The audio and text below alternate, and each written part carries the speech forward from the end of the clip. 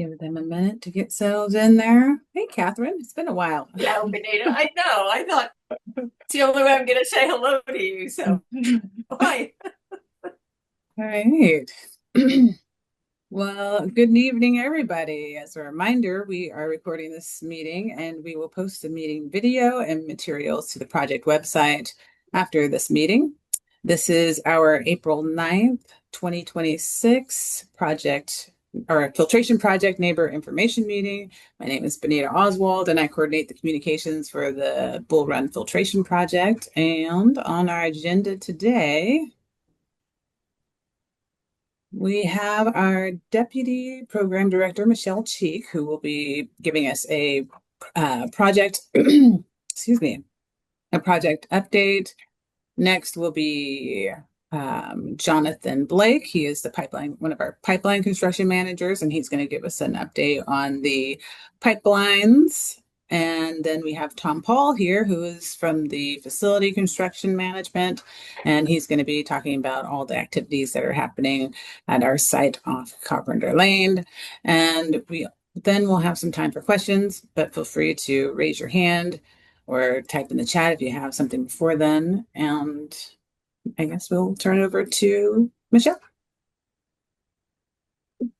Awesome. Thanks, Bonita. Good evening, everyone, and thanks for joining us tonight. As usual, I'll kick us off with a few updates, followed by a project overview. Then I'll turn it over to Jonathan Blake from the Pipelines Project and Tom Paul from the Filtration Project to provide some of those construction updates that Bonita mentioned. So since we last met, we've got some significant updates to share. First, on second appeal, the Land Use Board of Appeals affirmed Multnomah County's land use decision, and no further appeals were filed. So we've made it through the land use process for the facility and pipelines. We have adjusted our project schedule and budget primarily due to the extended land use process. We recently shared these updates with the Portland Utility Board, our pub, and also City Council. And we've also started sharing some cost and schedule updates on our project website. As part of that budget and schedule request, we requested an additional $450 million for the program, increasing the total program funding from $2.13 billion to $2.58 billion. And we also requested a 2-year schedule extension from the Oregon Health Authority. We're continuing to coordinate with the City of Sandy on some of their new water system improvements, which include a new pump station and pipeline to deliver filtered water to Sandy.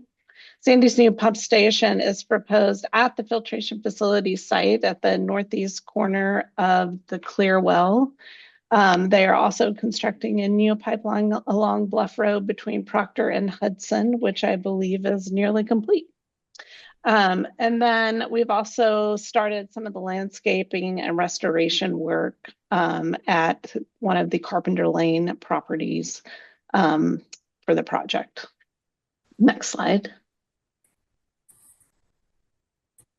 Yeah, as I mentioned in the previous slide, we've requested a 2-year schedule extension from the Oregon Health Authority. The land use permitting process was really the primary driver of the schedule changes, and OHA is in the process of revisiting the bilateral compliance agreement with the new filtered water delivery date of September 30th of 2029. Our typical work hours will continue to be Monday through Saturday to help maintain progress towards this new deadline.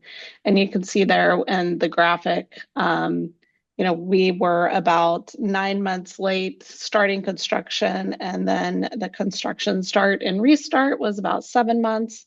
And then now we're in April 2026 and are again working towards meeting that new potable water delivery date with OHA. Next slide. I know most of you are already familiar with the project components, but the project is composed of the filtration facility itself and then also raw and finished water pipelines to connect the facility to existing infrastructure in the area. The filtration facility is located off Carpenter Lane to the east of Cottrell Road. Water will be conveyed to and from the new facility through about 7 miles of new seismically resilient pipelines. To the east of the facility site, 2 new pipes will convey water from our existing pipelines in Lusted Road to the southeast corner of the facility. And then to the north and west of the site, a new filtered water pipeline will convey treated water from the Clearwell to a new intertie on the south side of Lusted Road, and then on to our existing pipelines that go into Portland. And one of those will connect at Southeast Pipeline Road, and the other one will connect at Southeast Oxbow. We'll also be constructing a local distribution main and Cottrell Road to provide filtered water to existing customers in the area. So that local distribution main will connect to what we call our Lusted Road distribution main that provides water to a lot of or to several customers along Lusted Road. Next slide. So this slide is an overview of the filtration facility site if you're looking at it from the east. So I'll quickly walk through the site and hoping Aubrey can use the pointer to point to the different facilities as I go. So on the left-hand side of the site there, you can see the entrance from Carpenter Lane, and then that first structure there, sorry, Aubrey, that you already passed, but that first structure there as you enter the site, that is actually the proposed Sandy pump station. Excuse me. But as you go further into the site, that you'll enter into the parking area for the facility. And then to the right of the parking area and entrance road is our administration building. Across from that is our maintenance building. Excuse me. And then as you keep going into the site, that kind of long, skinny building is our chemical storage facility. And then across from that is our solids handling facility where the solids produced from the water treatment plant are treated and hauled off-site. And then kind of going on around the corner there, Aubrey, that's where the raw water will come into the site and enter into the flocculation and sedimentation basins. So that's where we use flocculants and coagulants to help the turbidity and particles in the water join together into heavier, bigger particles and then settle out. And then that settled water moves on to the filters themselves, where any remaining particles in the water are filtered out. And then that filtered water heads on towards our buried clear well. And that's where ahead of that clear well is where we add chlorine and chloramines for disinfection. And also we'll be adding soda ash and carbon dioxide for corrosion control. So, and then from there, water goes into our finished water pipe that I mentioned in the previous slide and on to that finished water intertie. So with that, I will turn it over to Jonathan to give us some pipeline construction updates. Yes. Jonathan Blake, pipeline project manager. Right now, we're sitting around 30% complete. We've completed the Pleasant Home Water District main, which was required for us to start running our larger conduits. Currently, we installed about 9,500 feet of our large bore conduit, and we have a total of about 24,000 that will get put into place. We've completed the finished water pipe tunnel, which is the Clearwell tunnel when it goes under a Carpenter Lane. And then in the finished water intertie, we've completed the slab on grade and the excavation and shoring, and now we're basically coming up with our walls and columns. And then our tunneling, we're 325 feet through our first tunnel, excavating it. Next slide. Yep. So this is, as I mentioned earlier, this was that tunneling under Carpenter Lane we completed. So we call it micro tunnel, but it basically bores underneath. And as you see, this is it coming out at the other end. So that was positive. Item complete. All right. This is, again, the picture of the finished water intertie. And so what you're seeing on the top picture, you can see our slabs are poured, our walls. You can see the corner walls go up first, and then we'll start doing our actual walls. And then you can see in the middle, you can see our rebar and cages for our columns that hold up the roof. And then the lower picture is the rendering of kind of how it'll look complete when we're done. Almost everything we do in that finish water intertie is buried. So all that work, it's buried, you never really see it. And there's a lid and man-way access. This right here is our tunneling operation. So we call it the portal. And then from here we tunnel out, and that's where we mine from and then bring out the materials. And this one, the tunnel one, is obviously the one on the right. And that is the one that we're 325 feet through. You'll probably still see the same picture till we swap and go to our dual heading, because once it's in there, this is the only time you see the rig until it comes out the other end. So we're going to start a second tunnel operation. It's going to be a different style. It's going to be like a horseshoe, and we're just going to use machines and excavate until this unit comes back to help eliminate some time we've lost. So you'll see a second operation starting in the next meeting as well. And that will start right around mid-April. We're shooting April 20th. So, and this is a kind of a cool view of the tunnel coming in and then the shaft coming down. So you just saw the tunnel pipeline, where it's pointing on the screen for the pipeline tunnel. That's about near where we're at. The total tunnel is 1,240 feet long, each one. So we got a ways to go. And then you'll see, then we come all the way to the shaft. You pull the machine out, we bring it back over and tunnel the next one. Right now, our shaft, as you can see, is 166 feet of the 237. When we get into that red, as we're talking about now, that is the basalt. So that was where the blasting will happen in early May now. So let's update there. And Lusted Road. So this is what we call the lower Lusted Bissell Pond area. We're in the process of completing our first connection, what we call the C4, the larger conduit. As you can see in this picture, that's the Y that will transfer the water coming from the current conduit in the plant once we're ready, but soon it will open back up and start flowing through the original track. And then after that, we'll move over and shortly, and say in late April, we're going to start our pile driving or drilling. So that's that rig you see there in the left picture. We're driving all of our pile around to do the C2, which allows us to shore up and make it safe for our work area. And then we'll proceed to the C2 work, and we're targeting mid to late June to get that done now. And after that, we'll be out of that road for a long time. And this is the upper Lusted, as we call it, but Lusted Road. This is between Altman and our finished water intertie. We're currently still ongoing, putting two conduit pipes in. As you can see in the picture, there's one on the right and there's one on the left, it's a little smaller. We're going down Lusted. We're planning to be done putting pipe in May. And then we'll be repairing the roads. We're gonna do a little extra road repair other than what we cut up, where the roads are kind of make the roads a little bit nicer for everybody until we actually do our full restoration. And then we'll be moving off that road. We put May, June. We can't leave that road till we're done with the other Lusted. So when you see the next picture, we'll then roll off basically in June and start our work on Altman. And yeah, this is the big picture coming up. So I said, as you see in the picture, the Altman, the Lusted area between Altman and finished water intertie, we're showing the 5 to June, July date.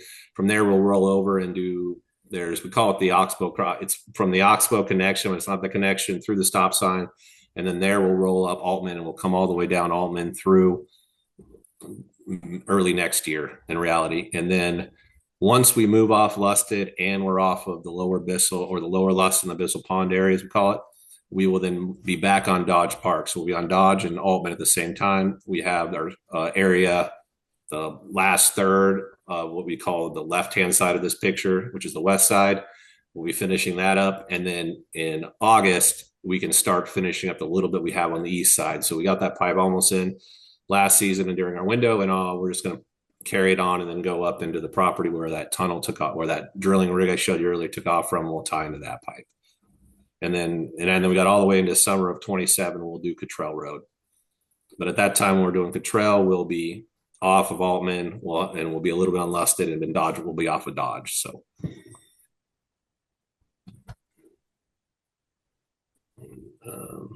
Tom, turn it over to you. Thanks, Jonathan. So my name is Tom Paul. I'm the project manager at the facilities, and want to talk about a few highlights. So we've completed all the last remaining mass excavation and grading. We've got about 3,200 lineal feet of pipe in to date. We should have said that. And we're beginning on the raw water pipeline, which is the 72-inch. There's two of them that comes from Jonathan's site into my site.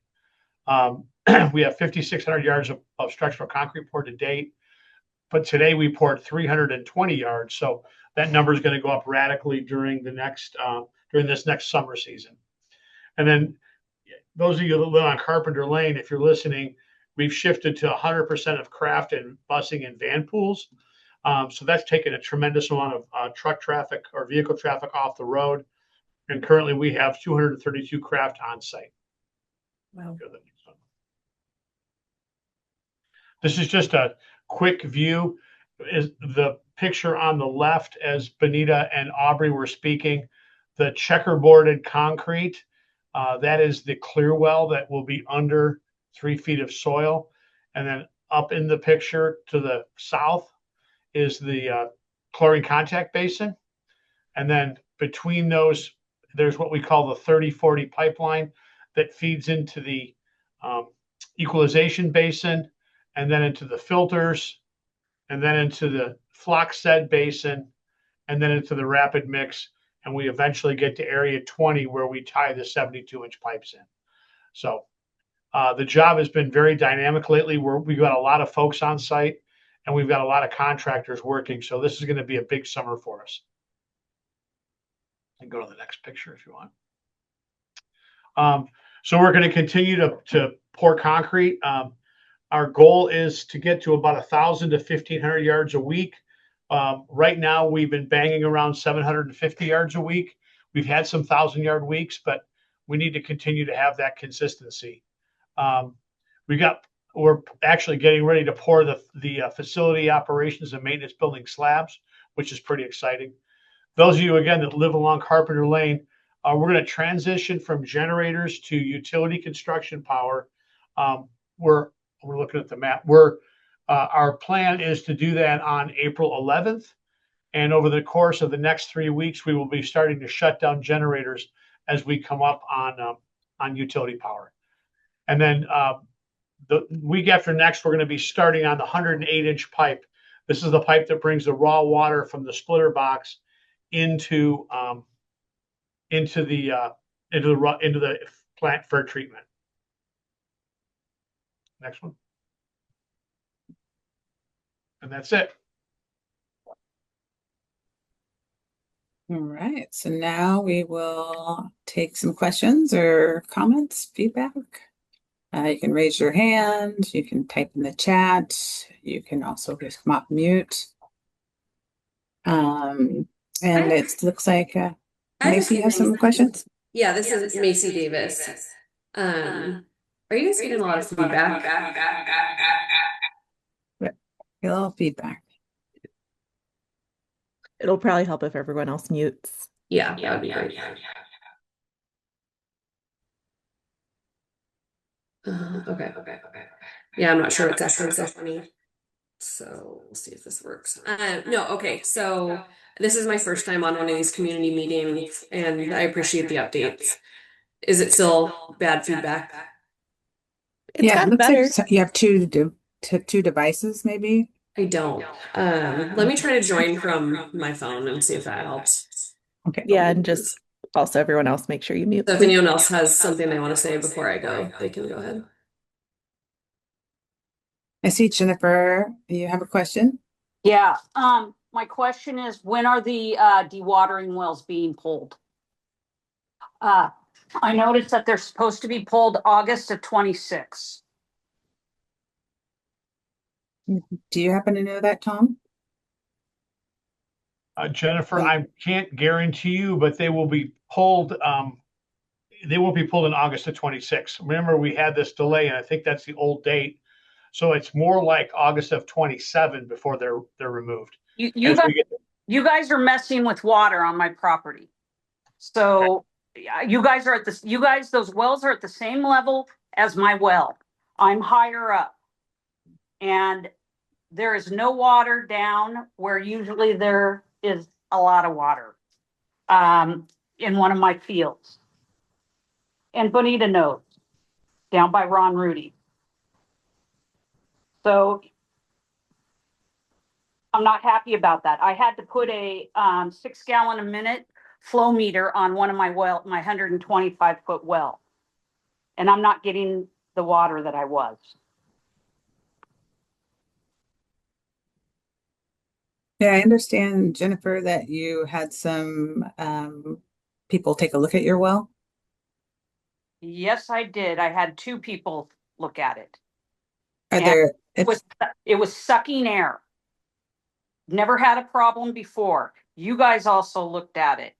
Never had a problem until I turned on my outside water, and normally I can run 2 sprinkler systems at a time. And now I can't. Ever since of probably June is when I started turning on water, and my well was pumping dry and getting airlocked.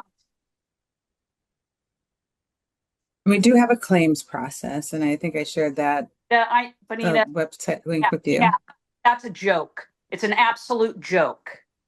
I've been through this. It's a joke.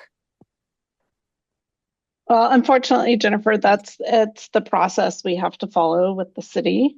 And we can certainly work with Tom to, on a better schedule of when those wells will be pulled. But that is the process we have to follow with the city. Jennifer, which side for the facility, I don't know where your property is, which side of the facility is where your property is? I am down towards Bear Creek Lane. Okay. Okay. So I am at the end of Bear Creek Lane. So I'm kind of like at an angle to you guys on the ridge. Okay. So Jennifer, why don't we go look and see the depths of our pumps? And if there's a way for me to pull the pump up higher and still maintain the dewatering that we need, I can work with Bonita and Michelle, and we can talk about that and see if we can do something to allow your aquifer to recharge a little bit better. Yeah, I need 3 more gallons. Okay. You can have some of mine. I have plenty. Get 3 more gallons per minute. Is that?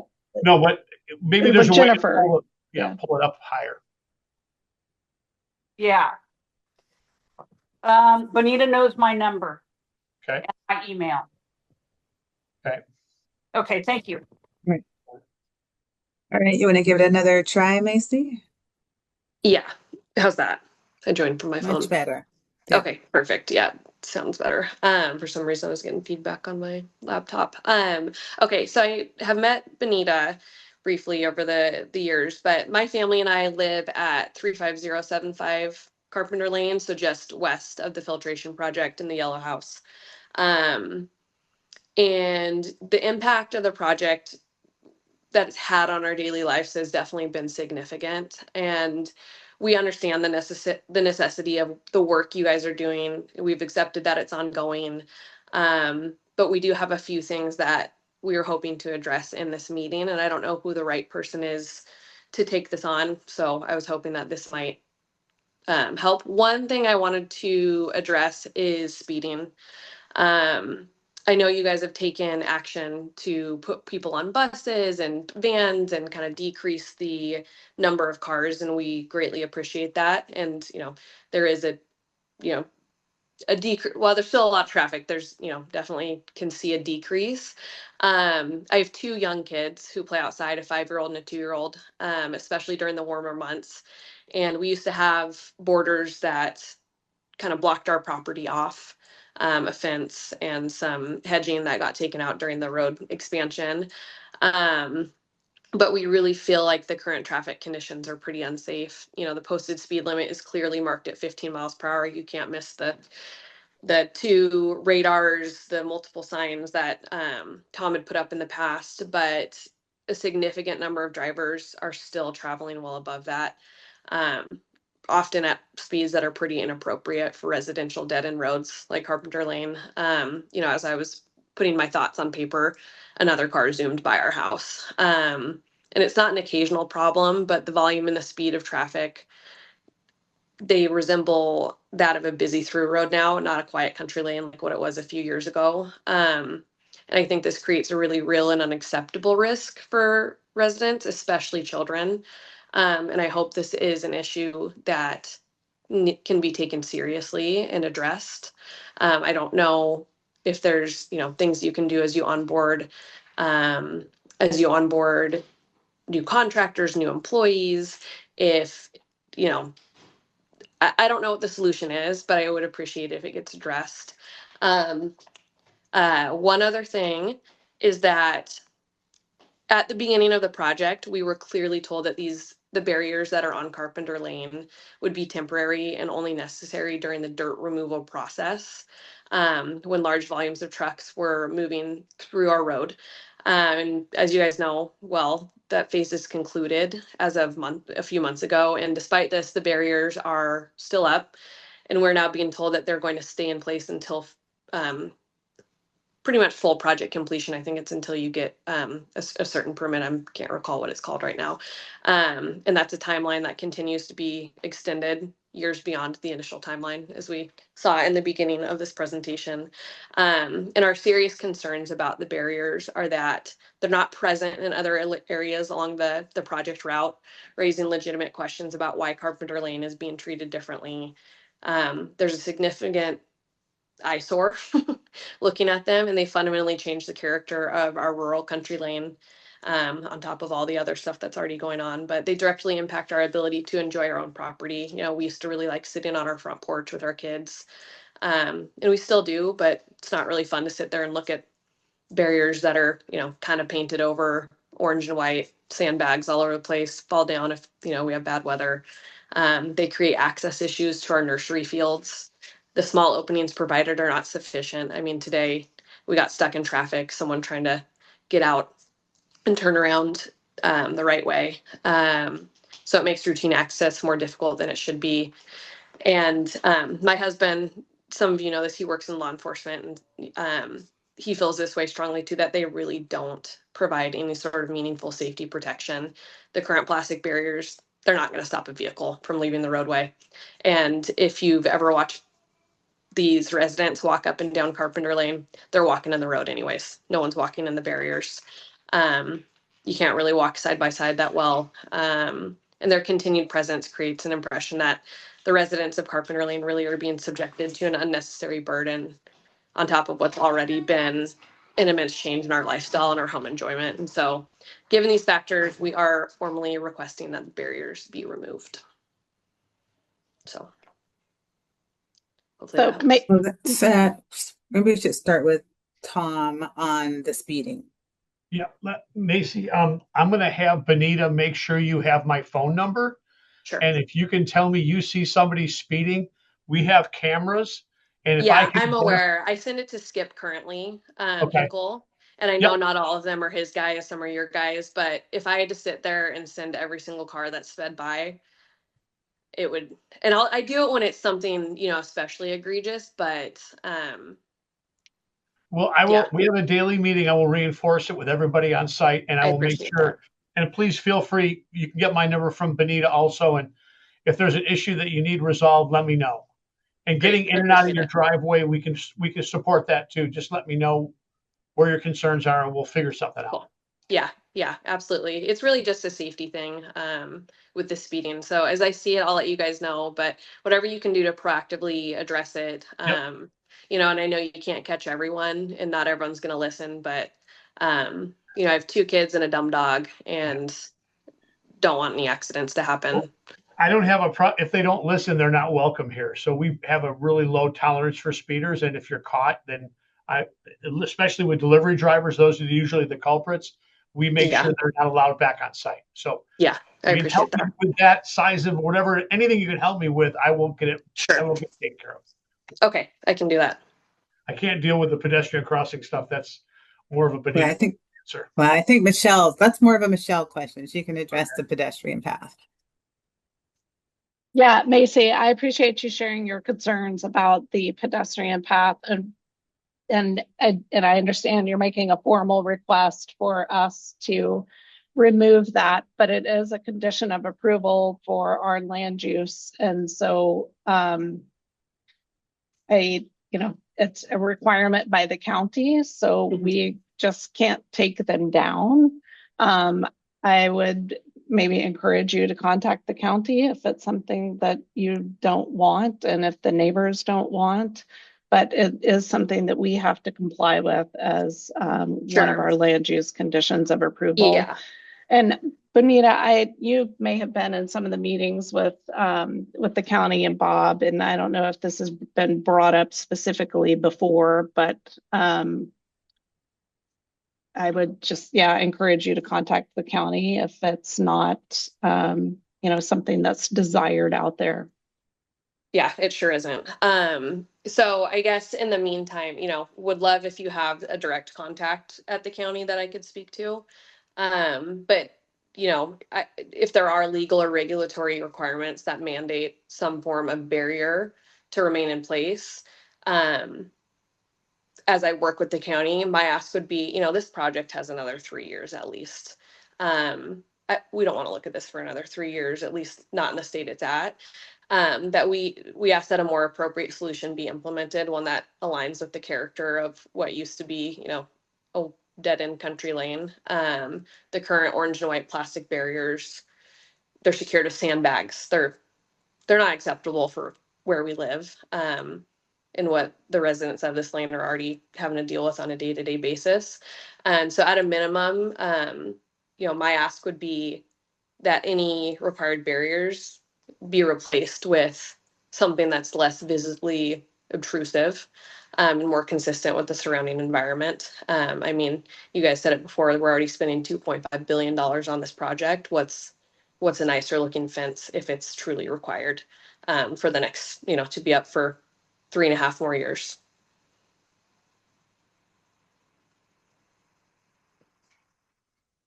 Okay, thank you for those comments. We can look into that, to the second part of that. I admittedly don't remember off the top of my head if the orange and white was a condition of approval requirement, but we can certainly look into that part. And okay. Yeah, and I can look up the email address for the where you would want to submit that comment to Montgomery If it's a County. person, I'll put that in the not chat. just not a general inbox, that'd be great. And then as far as I lost my train of thought. So you're gonna look into it. What can I expect the timeline to be as far as follow up with me once you've done your due diligence on it, so I can have a response that I'm expecting and when? I would say give us a couple of weeks. Macy, I will talk to the person in our office that coordinates directly with the county tomorrow and get some initial feedback that Bonita can share. Sure. And what next steps might be. Okay. And do you need my contact information? Bonita, do you have Macy's contact information? Yeah, we're good. Yep, I have it. Great. Okay, I appreciate it.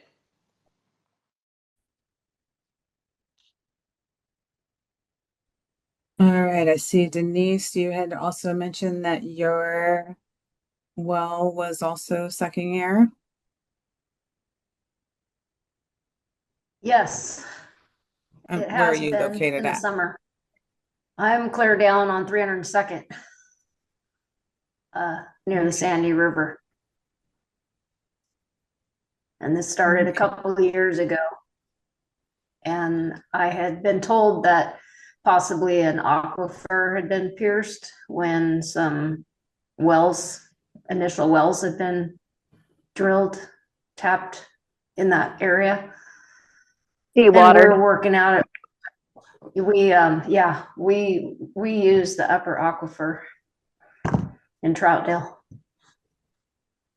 Okay, well, I will also put I know it's not a favorite of Jennifer to submit claims, but that, as Michelle mentioned, that's our process. And so hopefully, if you do have issues, I will say that those sort of claims are best handled when you have a report or something from someone that had like a specialist that works on wells. Submit as much information as you can about the situation, and then it will go through a process. And that's usually the best way to try to get any resolution on that, because they'll look into it more and find out specifically where the issue may be coming from. Okay, thank you. All right, Tammy, sorry I missed your in here. You were asking about the 2 speed signs that we were promised. Yeah, because we're going to get us 2 more driver feedback signs.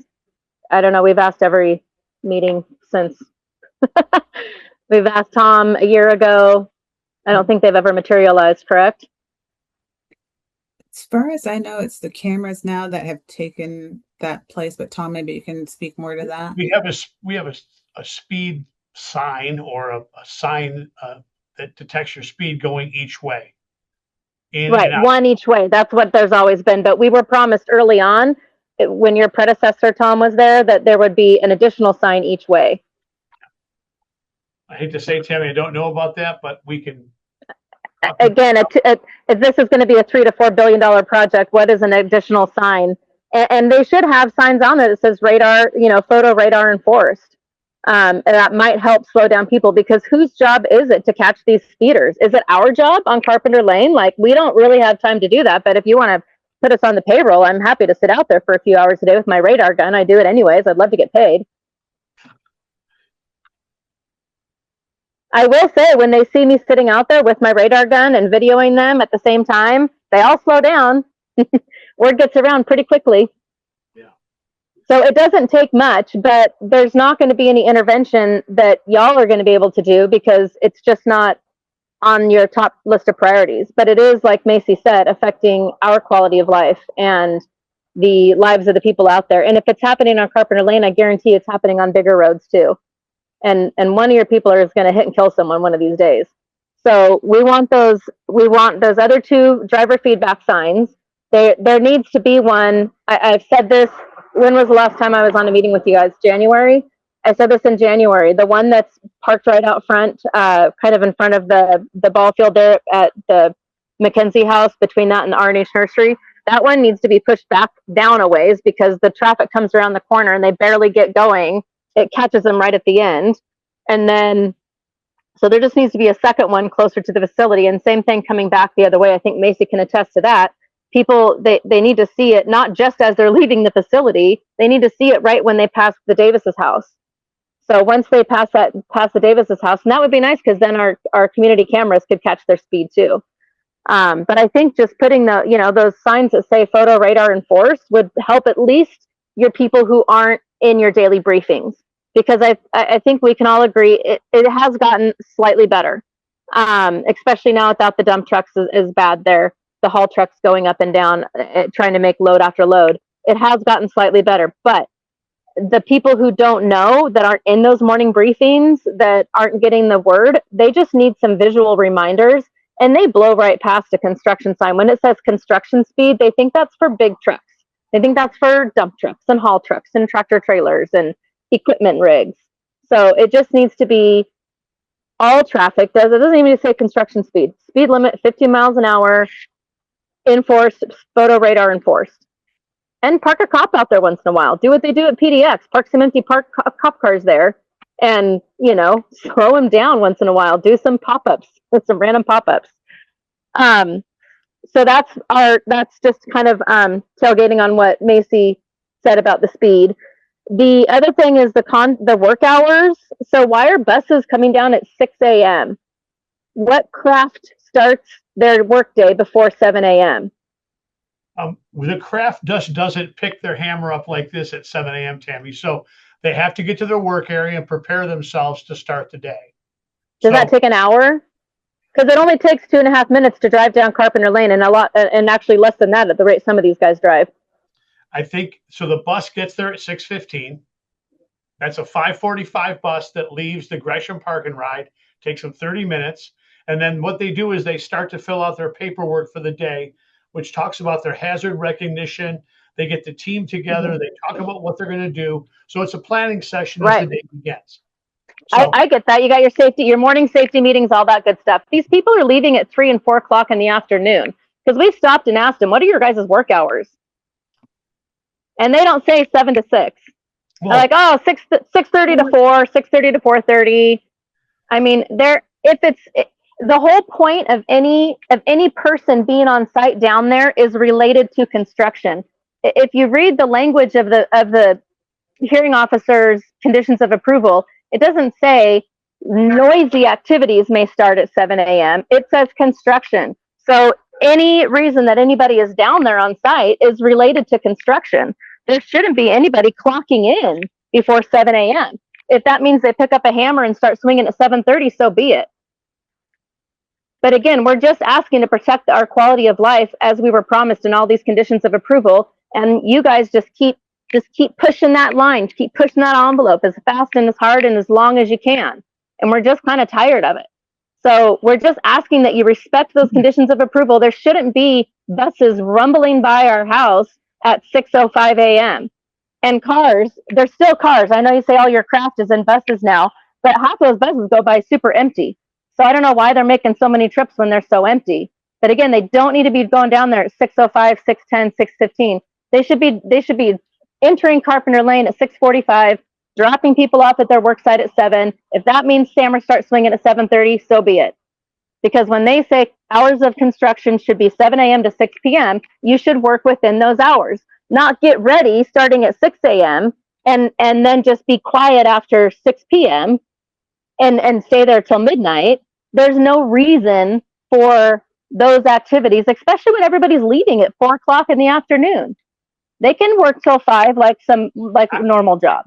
Tammy, I'm sitting in my office and it's not 5 o'clock. I don't leave here at 5 o'clock. I work 12 hours a day to get the job done.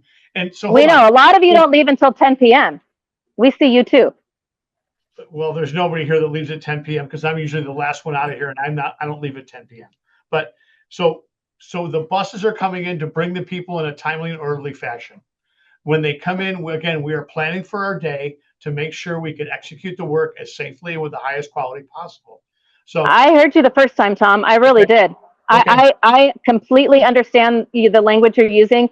I'm just saying, if construction starts at 7 a.m., that means the job, nobody should be clocking in before 7 a.m. If they get there at 6:45, that's fine. If they want to get there at 6:35, that's their time that they're going to donate. They clock in at 7, and then they do all their prep. Then they do all their other stuff. They're getting paid for that time, I'm assuming, right? They're on the clock. I'm gonna bet that nobody's showing up 30 minutes early to work just to get ready for work and not get paid for that time. Because again, we've talked to these workers and they're telling us that their hours on the job are 6:30. They start at 6:30 in the morning. There shouldn't be any worker on your site that is telling the neighbors that they're starting at 6:30 in the morning. No one starts at 6:30. We don't pour concrete. We don't do anything until 7 o'clock. So nobody's on payroll at 6:30 a.m. Not one craft, not one contractor. No, and I don't know how you're talking to the craft because they're all in the buses. Because we live there and we've been there for 2 or 3 years now, watching the circus go by. Well, and a lot of them aren't on the buses because they live in the area. So we see them out in the evenings. We know a lot of people that are working on site, and we're getting a lot of information that way. There shouldn't be any craft that isn't riding the bus or part of the van pool. Okay, and that may have changed in the last 30 days. But this is information that we've been getting all year, this year, last year. So again, my thing is just, if work hours start at 7, it doesn't matter what type of construction activity it is, it just says construction. So that means on site by 6:45, they clock in at 7. That gives them time to park, put their lunchbox away, walk from the bus, get to the lunchroom, whatever it entails. And at 7 a.m., they're hitting that time clock, punching in, and then they're doing their whatever stuff they need to do, their calisthenics, their morning meetings, their safety briefings. To me, that makes sense. So we're just asking why doesn't that make sense to you guys?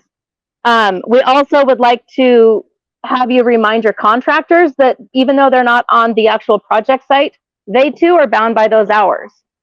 So we have contractors all over that are sending cars up and down the road, around the corner, behind the farm, even places that they're, renting space at our place to park. They're also starting at like 5 a.m. Why? So can you let your contractors know they also need to be starting at 7 a.m.? Sure. Because equipment doesn't need to be firing up. Those big noisy equipment, we don't need to hear backup alarms at 5:45 in the morning. We shouldn't have construction lights flashing at 6 a.m. Again, it should be pretty quiet on Carpenter Lane. It should be our old rural way of life as usual until about 6:45, getting ready for that 7 a.m. start. That to me would be acceptable. So we're just asking to enforce that. Okay. So that's the speeding and the hours of all the traffic is probably our, from living there right now is one of our biggest complaints. And I'm passing a lot of that on for my sister, of course, because she's not able to be on this meeting. And then on the barrier removal, and thank you, Macy, for bringing that up. So you said you'd have an answer for her in 2 weeks. What is because I would imagine you guys are going to come back and say, well, sorry, they're required. So how do we kind of preempt that? Because we know you're going to tell us that, well, the road department says they're required. Multnomah County wants them there. And we're going to then, here we are 2 weeks later. Again, this is kind of how you guys keep winning at all these things, is you just keep, again, pushing it. So in 2 weeks, when you come back and say, oh, well, it's, required, what's the recourse then? Can we just go ahead and say right now, yeah, we know they're going to tell you it's required. We still want you to get them removed.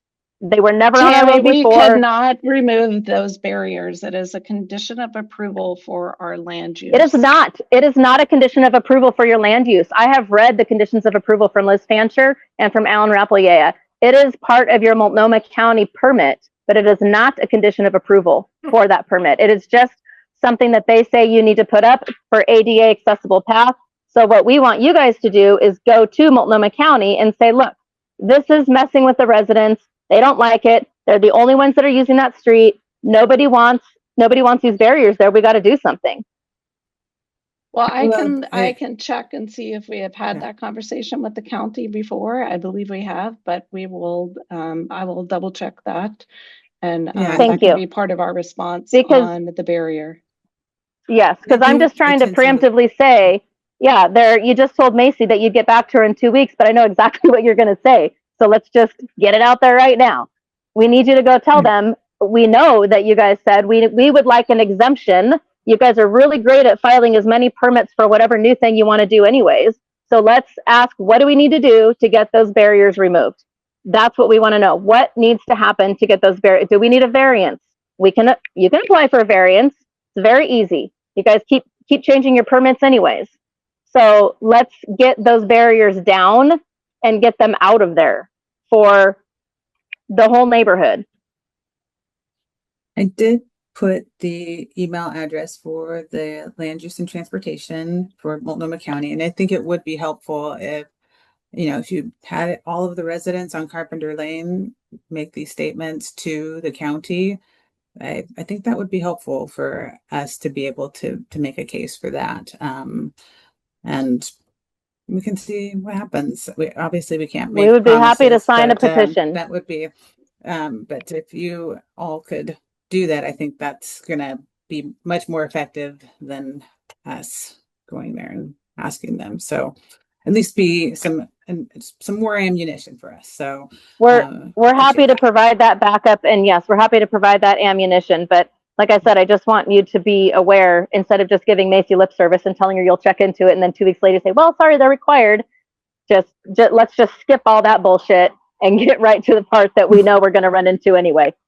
Yeah. Well, we do want to be realistic, though. Yeah, we don't. Clearly, somebody's saying they're required, but you're forcing it on us when this street isn't even, it never had a sidewalk, it never had line striping, it didn't have a shoulder, it was always ADA accessible the way it was. So whatever we need to do to fight this, we will do it. We just need to know that you guys are on board with it. Right. Anything else, Tammy? Not at this time. Okay. I'll keep cede the rest door of my open minutes for to you. whoever Don't else. worry. Oh, I know it always is. Thank you, Benita. Yeah. All right. Anybody else? I'm checking in the chat. I'm not seeing. Oh, wait. Let's see. Jenny. She says I'm on division, and dump truck speeding every day is ridiculous. We have older people out there with farm equipment. If you could give me an idea of where that is on Division, Jenny, we can have someone come take a look at that. We do have people that go around and check different areas for dump truck drivers. Anyone else? You can come off mute. You can raise your hand. Denise? I can speak for Jenny. Yeah. Sure. So they're at 293rd on Division, right on the road. And they have, their house is fairly close to the road and big windows. So whether they're in the house or outside, they witness the dump trucks just flying down the road over and over and over and over all day long. Okay. And we'll see personally, I see trucks speeding down 282nd towards the city of Troutdale, headed down towards Buxton Hill. I'm not for certain that all of those trucks are from you guys, but if that is one of the routes that some of your trucks are taking, they're going around. I don't know if you're familiar with the 15-mile-an-hour corner there right before Buxton Road, but I've followed them because I go to the post office that way, and they're usually going 35 miles an hour around that corner. And I've actually taken pictures of them, but doing that. And I do have a McD truck in a picture, but I didn't have, there's no way to tell how fast they're going, but I was right behind them, so I knew how fast they were going. Well, yeah, any of those photos that you have, please do share with it, even if it doesn't show the speed that it's going, we can follow up, because I think that some of those trucks do have tracking on them, and we can actually see what their speed was. Maybe, is that right, Tom? Yep, and I can talk to folks tomorrow morning, first thing. Right. No, I think, Jonathan, you have them on your site too, don't you? Oh, I do have a little bit of McD's being McDonald. They do most of their contracts done for a while, but we do have them do T&M, so they are on our side a little bit. Okay. But most of their starter scopes done, and the remainder won't be for a while. But they do, like I said, they do T&M and some little odd jobs for us. I'll have a conversation with Joe in the morning. Yeah. Tammy. So on that note, I had a conversation, it's been a couple years now since all the trucks first started getting rolling, and we were going to roll this out and implement it, and then you guys got the stop order from the county. So it didn't happen, and we never kind of got circled back around to it. We had talked with old Tom, I shouldn't call him that, first Tom, about putting a nice large placard in every single big truck that you guys have coming on and off the property. So if they're a contractor and they need to be, they're driving, they should always have that number visible in their either their windshield might not work because of safety, but in the back or on the side or on the back of their, it could be something they can stick onto the back of their dump bed, something to where we could easily say, oh, it was truck number 21 and it was driving unsafe. And then you guys can then go and pull the telemetry possibly from any tracking stuff it has. We'd like to do that. Again, you have reduced the amount of cars. We'd have liked to do that for every employee, especially your security people. They are terrible at flying down the road. Because again, it's hard for us to whip our phones out and get a picture, but a number is easy to remember. A nice big number, it could just be, a nice 8x10, 8.5 by 11 placard there with a nice bold number 1, number, 21, number 47, whatever it might be. So each rig has some identifying characteristic. It does two things. It lets the driver know that they are being watched, and it lets the community know that these trucks are associated with the project and they are also being watched. It gives the community a little bit of a sense of, oh, okay, they're doing something to make sure that these guys are, have some accountability.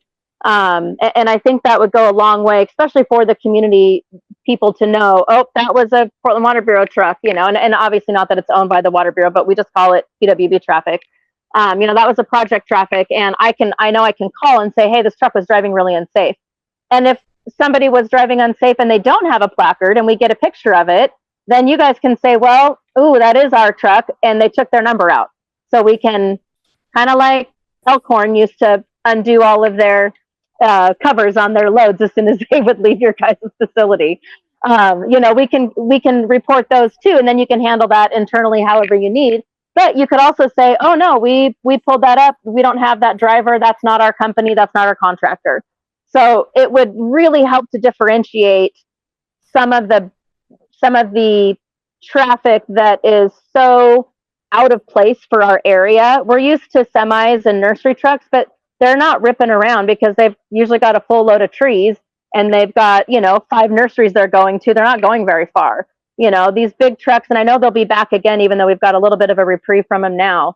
Once they start coming back, the concrete trucks, even the buses, should have big numbers. So if we see a bus speeding down the road, that, we can say, hey, bus number 84, was ripping down the road today. Can you check its, radar or talk to the driver? Just so these drivers also know that there is some form of public accountability. They're contributing to what you guys are promoting as this project for the greater good, this public works project, but their unsafe behavior is making our lives downright scary.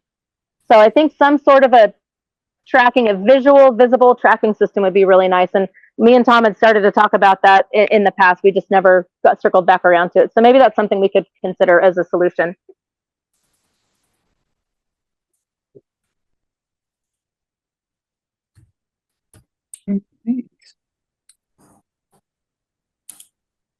We can talk about that, and Jonathan can talk about what the 3 of us can have a conversation. Okay, sounds good. Yeah, I assumed by your silence you thought it was an outstanding idea. So thank you. No, yes. Beautiful. Yes. Anything else?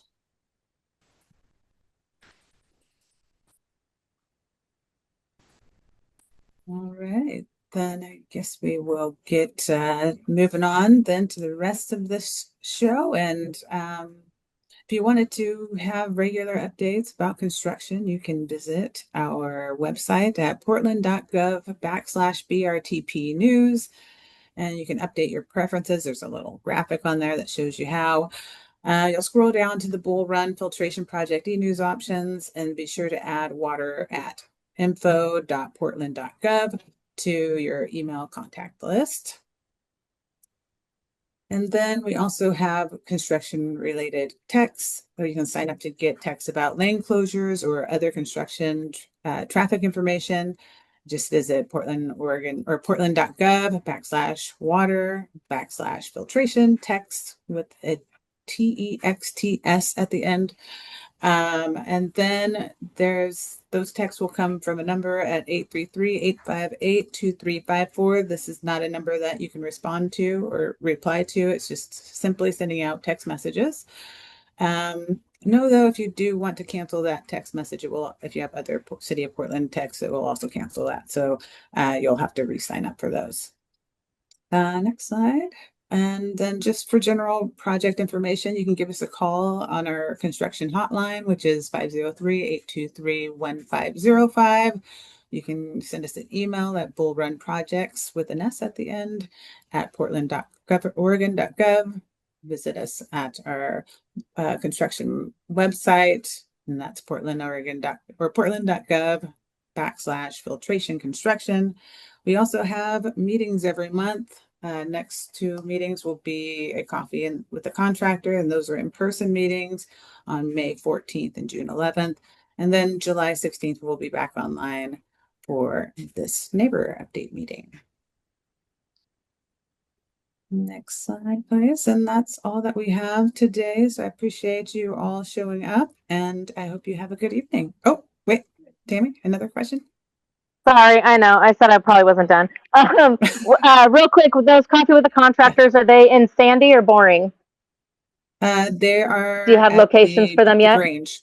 They're at the Grange. They're still at the Grange. Okay. Yep. And then last question, what's your most recent publicly published estimate and rate increase estimate for cost estimate for the project and rate increase estimate for ratepayers?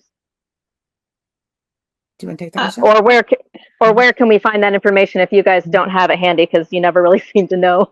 Yeah, Bonita, you could put a link to our new project status webpage, but we have a $450 million budget request into City Council, and that increases our program funding from 2.13 billion to 2.58 billion. I don't know the rate impacts off the top of my head, but I know we will be presenting rates to City Council next week as part of a bond presentation. Yeah, I think the rates weren't they in 3 different parts? So they were proposing 3 different options. Yeah, because rates aren't based on just off our project, but yeah, there are 3 different budget options being considered, and they all have different rates associated with them. So the ones that were on the website for a long time in the beginning I don't see those on the website anymore, or maybe they just got moved, but it used to be 8.1 over the next like 6 to 7 years, 8.1%.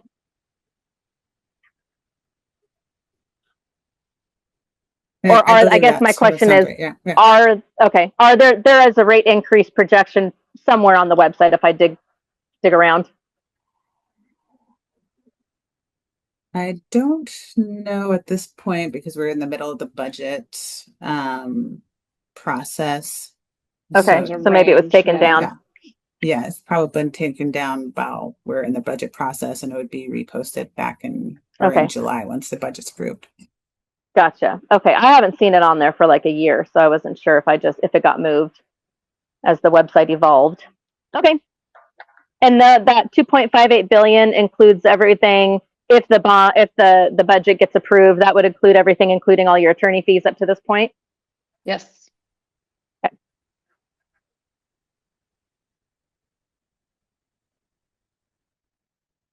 Okay, that's it.